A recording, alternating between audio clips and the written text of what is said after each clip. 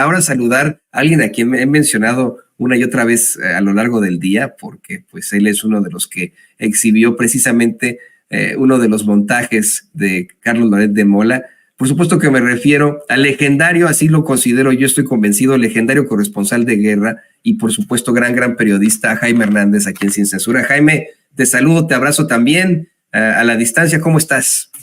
Good morning, querido Antonio. ¿Cómo estás, querido amigo?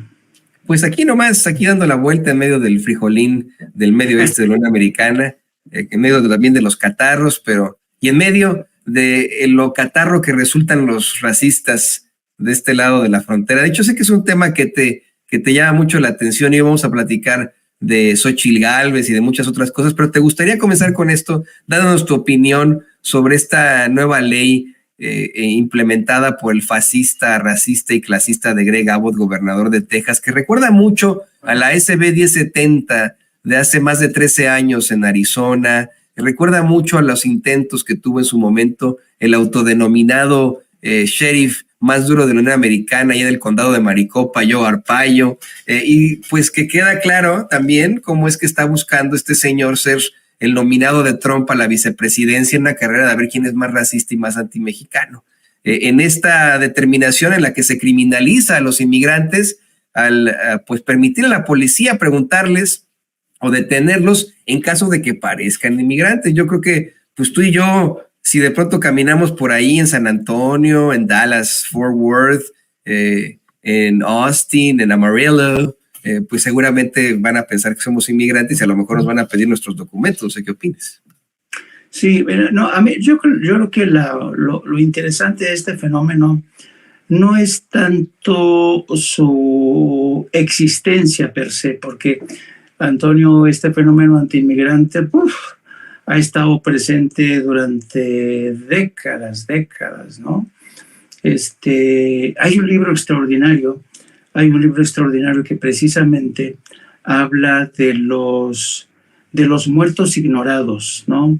Mexicanos, inmigrantes que fueron colgados de la soga y que han sido los muertos olvidados en muchos sentidos porque hasta ahora toda la historia de Estados Unidos, me refiero al racismo, consigna la injusticia, las aberraciones cometidas contra la población afroamericana. Casi nunca se hace alusión a la comunidad hispana que ha estado desde siempre ahí, ¿no? Pero hay libros fabulosos que te hablan de cómo el sentimiento antimexicano, antiinmigrante ha estado presente desde hace mucho tiempo ahí. Por esta suerte de nativismo racista de los anglosajones, ¿no? Lo que, bueno, entonces, dicho esto, es decir, que el sentimiento antihispano, antilatino o antiinmigrante siempre ha estado ahí desde hace mucho tiempo. Lo que ahora sorprende es, francamente, el grado extremo del extremismo que ha hecho presa de este movimiento, porque yo durante muchos años estuve cubriendo la frontera, recogiendo lo que era el movimiento nativista, el movimiento de los Minutemen, es decir, los asesinatos a bocajarro de inmigrantes que intentaban cruzar de forma ilegal la frontera por parte de estos nativistas o cazainmigrantes que era su deporte favorito. Pero de un tiempo acá, este movimiento nativista, este movimiento antiinmigrante, se ha corrido hasta un extremo nunca antes visto en términos políticos, y yo creo que el principal detonante o el principal impulsor de este extremismo se llama Donald Trump, ¿no? Que entendió que el viejo sentimiento nativista, antimigrante y racista estaba ahí, siempre ha estado presente. Y Donald Trump lo supo explotar muy bien, asegurando y sigue asegurando que los migrantes envenenan la sangre de esa nación, que los inmigrantes representan una amenaza a la seguridad nacional. Yo no recuerdo cuántas audiencias en el Congreso, Antonio, escuché este mismo argumento. Innumerables ocasiones, en el sentido de que los migrantes representaban una amenaza a la seguridad nacional. por múltiples razones. Primero, pues porque transportaban drogas. Después, porque eran personas que formaban alianzas con organizaciones terroristas de Oriente Medio. En fin, siempre el migrante se convirtió en el chivo expiatorio. Y durante la presidencia de Donald Trump, este odio antiinmigrante se fue a un extremo tal del que ya es muy difícil regresar. Están puestos en una posición tan de extrema derecha que ya es imposible para el Partido Republicano, por ejemplo, sentarse a negociar en serio con los demócratas un proyecto de reforma migratoria. ¿Por qué? Pues porque se han convertido en unos radicales, ¿no? Y a raíz de este radicalismo de los republicanos, de estos extremistas como Donald Trump o Greg Abbott, pues ahora resulta imposible realmente pensar en la viabilidad de una reforma migratoria como la del 86, que le permitió a Ronald Reagan precisamente proclamar la primera reforma migratoria, y desde entonces no ha habido otra, ¿no? Lo preocupante de todo esto, me refiero para cualquier estrategia electoral, es que el electorado hispano, a quien siempre se le ha llamado el gigante dormido, pues es un electorado que cada vez cuenta más, ¿no? Y recuperar el amor de ese electorado va a estar complicado, tanto para demócratas como para republicanos, ¿no? Porque yo lo que estoy observando en el terreno de precisamente de la demoscopia, es que, por ejemplo, entre los más jóvenes sí importa el tema de la migración, el tema de que ellos mismos no van a poder regularizar su situación, los Dreamers que difícilmente van a ser ciudadanos a este paso, o que los que ya tienen nacionalidad a lo mejor se las arrebatan por el solo hecho de ser hijos de inmigrantes, como es lo que pretende Donald Trump. Entonces, yo lo que veo aquí son demasiadas soflamas de la extrema derecha para presentar a los inmigrantes como el verdadero enemigo identificado, cuando en realidad fue y ha sido gracias a los inmigrantes que esa nación ha crecido.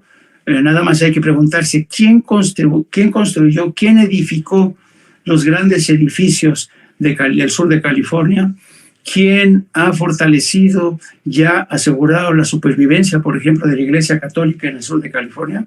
La comunidad migrante, ¿quién han estado detrás de la construcción de los freeways, de las carreteras? Los inmigrantes. O sea, los inmigrantes siempre han sido indispensables en el ámbito de la construcción, el cultivo, el sector alimenticio, el sector de servicios. Y, sin embargo, Estados Unidos, o por lo menos la derecha, lo sigue considerando como una amenaza para la nación. Y yo sospecho que estas bravatas, estas soflamas contra los migrantes, que quieras que no, se impactan, ¿no? Tienen su impacto. Nada más hay que recordar los asesinatos múltiples que han ocurrido, por ejemplo, en El Paso, Texas, cuando un joven, precisamente soliviantado por esta tesis de que los migrantes hispanos son una amenaza, llegó y asesinó a varios, ¿no? Entonces, yo creo que este ejercicio, esta política de extrema derecha de seguir utilizando a los inmigrantes como chivos expiatorios va a ser, si no ahora mismo, en el futuro cercano, va a ser de una tremenda inutilidad, porque los electores hispanos ya representan un peso específico entre el electorado. Solamente hay que ver la preocupación que hay ahora mismo en el seno del Partido Demócrata, sobre todo para recuperar el voto de los jóvenes, entre ellos muchos hispanos, que están en contra del genocidio que está perpetrando Israel con el apoyo de Estados Unidos. Y por eso mismo están tratando de ver de qué manera recuperan el electorado hispano. En estos momentos se está negociando los límites que va a tener el asilo. Tú sabes que los republicanos están condicionando ahora mismo los más de $60,000 millones que Joe Biden le prometió a Zelensky, pero no han podido entenderse precisamente porque Biden no quiere que le tuerzan más la mano de los republicanos para ponerle límites al derecho de asilo en Estados Unidos. Están ahora mismo en medio de esa negociación difícil para Biden, porque por un lado quiere seguir apoyando a Zelensky, pero por otro lado no quiere perder el respaldo de los electores hispanos. Yo creo que los demócratas han ido de error tras error, incluido Barack Obama, a quien se llegó a denominar el deportador en jefe, porque Barack Obama, a pesar de que fue un candidato que lo prometió todo, una reforma migratoria, nunca cumplió. Lo mismo Joe Biden. Y en muchos sentidos los demócratas se han equivocado al pensar que el electorado hispano es su ganado particular y que lo pueden pastorear, que no pasa nada si en 100 años todavía no les cumplimos. Yo creo que eso en el mediano plazo ya no va a ser posible.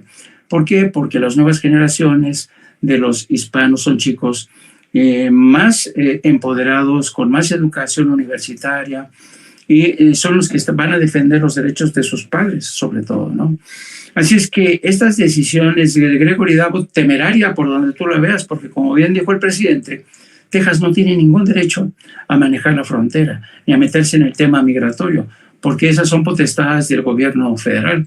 Acabamos de ver cómo, creo que fue el mes pasado, cuando un juez federal le dijo a Greg Abbott, retire las boyas, por favor, porque usted no tiene ningún derecho a meterse con el manejo o la seguridad de la frontera. Pero Greg Abbott, como sabe que dispone de suficiente margen de maniobra, tratándose de proclamas, de iniciativas antiinmigrantes, él sabe muy bien que un juez federal se lo va a echar para atrás, que la ley que acaba de promulgar se la van a echar para atrás. Pero, mientras tanto, ha ganado adeptos dentro del sector de la derecha, la extrema derecha, para impulsar su candidatura a la vicepresidencia, lo mismo que hace Donald Trump. Así es que esta gente, el Partido Republicano, sabe que todavía goza de un margen de maniobra suficiente como para seguir demonizando a los migrantes que se convierten en cada ciclo electoral en la piñata favorita de la extrema derecha. Así es que la pregunta es, ¿este margen de actuación en contra de los migrantes seguirá siendo el mismo dentro de 10 años o dentro del próximo ciclo electoral? Yo estoy casi convencido de que no.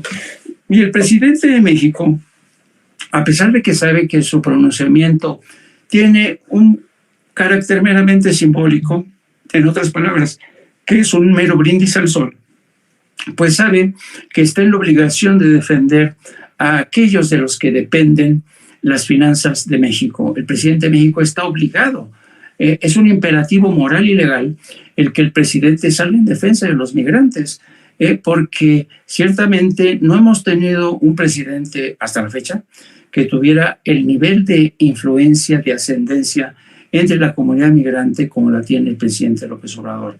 Entonces, independientemente del impacto que pueda tener el pronunciamiento del presidente, digo que es positivo, no sé si el gobierno de México se va a convertir en una suerte de acompañante en la demanda que tiene que presentar la Casa Blanca, porque la Casa Blanca, por obligación, por imperativo legal, tiene que demandar a Texas. Entonces, no sé si el gobierno de México va a acompañar, en este caso también, a la Casa Blanca en esta demanda contra el gobernador Greg Abbott. Pero va a ser una batalla de tribunales en los que la Casa Blanca tiene la victoria asegurada, pero mientras tanto, Gregory Abbott, un demagogo de la peor calaña, lo mismo que Donald Trump, no van a dejar de aprovechar esta iniciativa para hacer creer a los incautos ignorantes de la extrema derecha que con eso ya van a blindar el país y que los hispanos y los inmigrantes van a dejar de ser una amenaza para la seguridad nacional de Estados Unidos. Así es, y fíjate, hay algo también en lo que no se equivoca el presidente López Obrador, querido Jaime, en esto de cómo es que los políticos que apelan siempre a cuestiones antiinmigrantes no trascienden. Si lo hizo Trump es porque además de esto tiene muchos otros asegúnes, es muy mediático y lo que tú quieras, pero me puse a pensar en la SB 1070 de Arizona, esta ley exactamente igual a la actual de Texas, en la que se criminalizaban a los inmigrantes, en las que se le permitía a las policías indagar el estatus migratorio de las personas basándose en un perfil racial, y me puse a pensar en los personajes alrededor de esa SB 1070 el congresista, el senador que la propuso, hoy está desaparecido. La gobernadora que estuvo muy detrás de esto, una gobernadora conservadora, republicana, hoy creo que es secretaria de algo, Jan Brewer, pero ahí se quedó en eso. Ya no sabemos qué pasó con Jan Brewer, la olvidó la historia. Y lo mismo va a pasar con alguien como Greg Abbott, a menos que Trump lo designe a él como su candidato a la vicepresidencia de los Estados Unidos y gane Trump las elecciones, porque bueno, pues ahí sí se convertirá en el vicepresidente de los Estados Unidos y en otro fantasma como lo fue Mike Pence.